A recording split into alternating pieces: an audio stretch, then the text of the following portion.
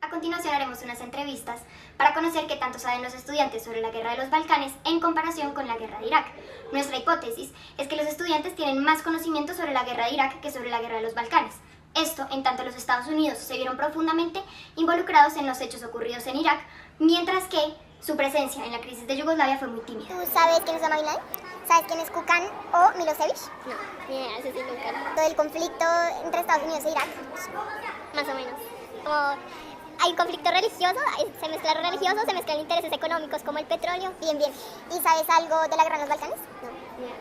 No, Nada. Sí, más o menos tengo una idea de... Sé que está relacionado con todo el tema de la guerra en Medio Oriente, de que hay las guerras religiosas y que fue un terrorista de un grupo del ISIS. ¿Sabes quién es Milosevic o Kukan? No, ni idea. Ni idea. ¿Y digamos, sabes algo de la guerra contra Irak? ¿De Estados Unidos e Irak? Tengo más o menos la idea. Sé que, por ejemplo, ahí está involucrados todo el tema religioso que había dicho los suníes y los chiíes, y que Estados Unidos, por el tema del petróleo, como que Irán fue más generoso en el tema de petróleo con Estados Unidos. Súper. ¿Y sabes algo de la guerra de los Balcanes? No. Ni idea. ¿Osama Bin Laden? Sí, Ok, más o menos quién es. fue como un personaje amenazado y era como investigado por terrorismo hacia los Estados Unidos. ¿Sabes quién es Kukan o Milosevic? No, Ni idea. ni idea. O sea, no te suena. No. Ok. Y si yo te pregunto por la guerra en Irak, Pues hay un conflicto muy grande en Irak por territorio y por religión y han habido millones de desplazados hacia otras partes de Europa. la guerra de los Balcanes. No, me suena pero no, la verdad no. Como podemos ver, la mayoría de los estudiantes identifican la guerra de Irak y a Osama Bin Laden con relativa facilidad. Por el contrario, no parecen tener mucho conocimiento sobre la guerra de los Balcanes o sobre personalidades como Kukan y Milosevic. Esto da cuenta de que la intervención de Occidente y en especial de Estados Unidos en la crisis de Yugoslavia fue muy tímida, debido a que no representaba una amenaza directa para la seguridad del Estado y a que no estaba directamente vinculado con el interés nacional. A continuación ilustraremos en qué consistió la guerra de los Balcanes, poniendo el acento sobre la toma de Sarajevo, y ahondaremos en las razones detrás de la tímida y tardía respuesta estadounidense a esta crisis humanitaria. Josip Tito fue el jefe de Estado de la República Federalista Socialista de Yugoslavia desde la Segunda Guerra Mundial hasta su muerte en 1980. Bajo su liderazgo, la población pluriétnica yugoslava se mantuvo unida. Tras la muerte de Tito, Yugoslavia entró en una profunda crisis económica y social.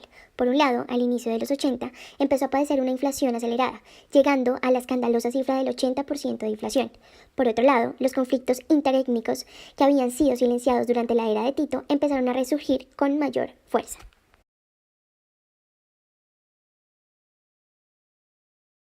La crisis se agudizó cuando Milosevic, quien pertenecía al Partido Socialista de Yugoslavia, empezó a apoyar la causa de los serbios, quienes denunciaban los abusos cometidos por los albanes en Kosovo y luchaban por la reivindicación de Serbia.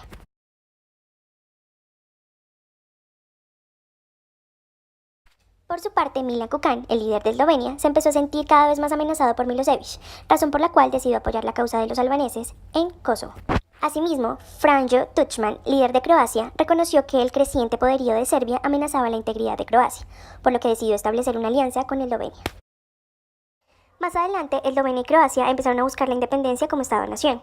Al haber sido parte del Imperio Austrohúngaro, hacían parte de la tradición occidental, por lo que su reconocimiento por parte de la Unión Europea fue inmediata. La homogeneidad racial ayudó a que el conflicto con las demás repúblicas fuera menor, pero para saldar cuentas pasadas por la UTASA, Serbia arremetió contra Croacia para impedir su independencia.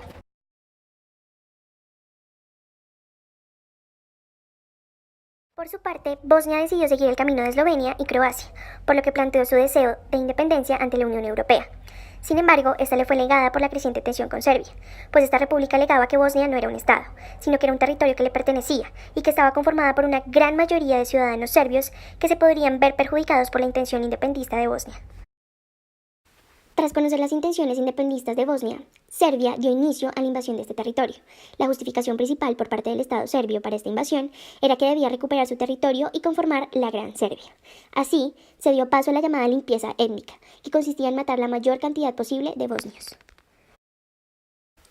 2 años después del inicio de la Guerra de los Balcanes, Serbia cerró la ciudad de Sarajevo con la intención de exterminar Bosnia ante los ojos del mundo. Así, Serbia logró interponer un estado hechizo en el territorio, pero la resistencia de los bosnios no permitió que su destrucción fuera inminente.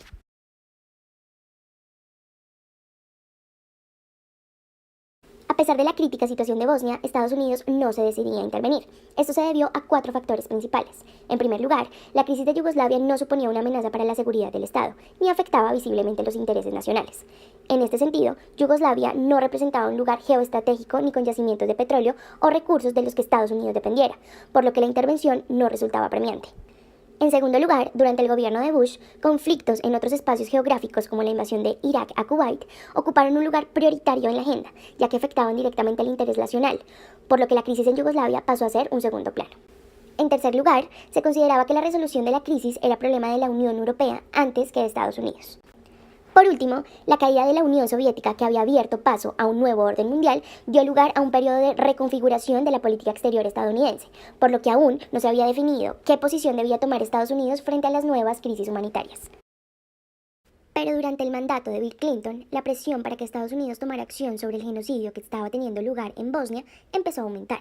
Y es que durante este periodo, a la famine causada por la toma de Sarajevo, se le sumó la profundización de las persecuciones, masacres y violaciones masivas que estaban teniendo lugar en el territorio bosnio.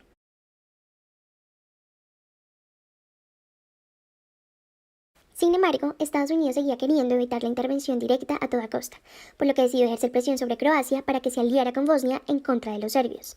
A cambio, se les prometió el territorio de Krajina. Esta alianza, con el apoyo de Estados Unidos, dio lugar a un cambio profundo en la correlación de fuerzas, de manera que los serbios empezaron a retroceder, levantando el cerco de Sarajevo en 1995.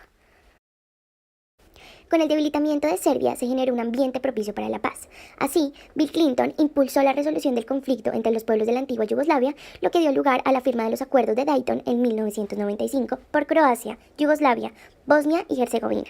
Estos acuerdos dieron fin a la crisis humanitaria en Bosnia y a los conflictos armados que ocurrieron entre 1991 y 1995. Adicionalmente, uno de los puntos centrales dentro del Tratado de Paz tenía que ver con reconstruir las fronteras y la soberanía de los estados en concordancia con lo que eran antes del conflicto, por lo que Serbia se vio obligada a devolver los territorios de Bosnia que había invadido, empezando por Sarajevo. En conclusión, la presidencia de Estados Unidos en la Guerra de los Balcanes fue tímida y tardía, debido principalmente al hecho de que la crisis no suponía una amenaza directa para la seguridad del Estado ni afectaba el interés nacional. En segundo lugar, el hecho de que Estados Unidos estuviera reestructurando su política exterior a la luz del nuevo orden posguerra fría explica por qué no tenía una posición definida frente al papel que debía jugar en las crisis humanitarias. Por último, acontecimientos como la guerra de Irak, que sí afectaban directamente el interés nacional de Estados Unidos, ocupaban un lugar prioritario en la agenda, por lo que la crisis de los Balcanes se dejó de lado. Así pues, los habitantes de Bosnia tuvieron que esperar a la política humanitaria de Clinton para que Estados Unidos actuara en su defensa.